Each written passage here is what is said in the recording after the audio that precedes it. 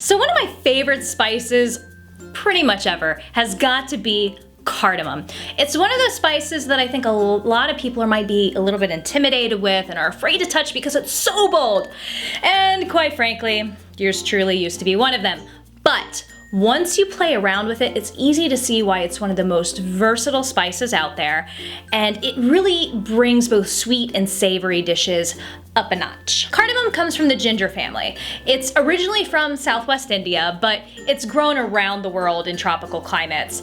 And while it is used globally, it's definitely a staple spice in both Middle Eastern and Asian cuisine. There are two primary types of cardamom that you'll see around, the black and the green.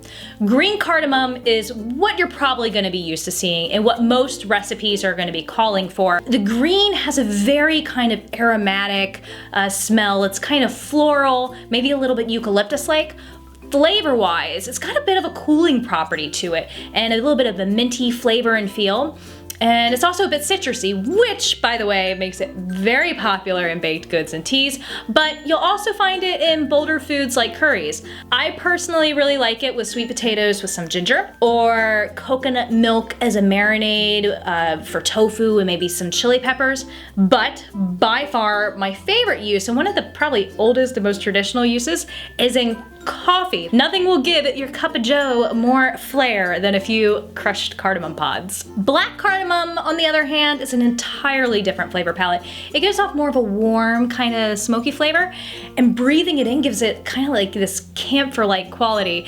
It's almost exclusively used in savory dishes. I particularly like it in curries and stews, and sometimes in braising liquid for mushrooms and seitan. It's definitely not as versatile as the green or even a substitute for it, but it's still very delicious in its own right. Cooking with cardamom is pretty flexible because you can use the entire pod. But that being said, it's really the inner seeds that give it the flavor. So if you take those inner seeds and grind them right before adding it to a dish, it's gonna be much, much more potent. But however you're gonna cook it, whatever you're gonna cook it in, just make sure that you add it early into your dish.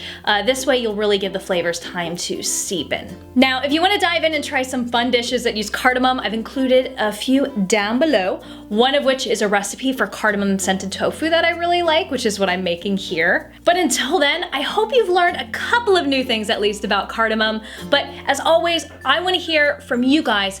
Have you used cardamom before? What are your favorite kind of veg-friendly recipes that you use it in? And are there any other spices or anything else about vegan cooking you'd like to learn about? Let me know down below. Thanks for watching, everybody. Please remember to give me the old thumb, subscribe, share this video with your culinary curious friends, and tweet something delicious, but tweet something delicious with cardamom at me.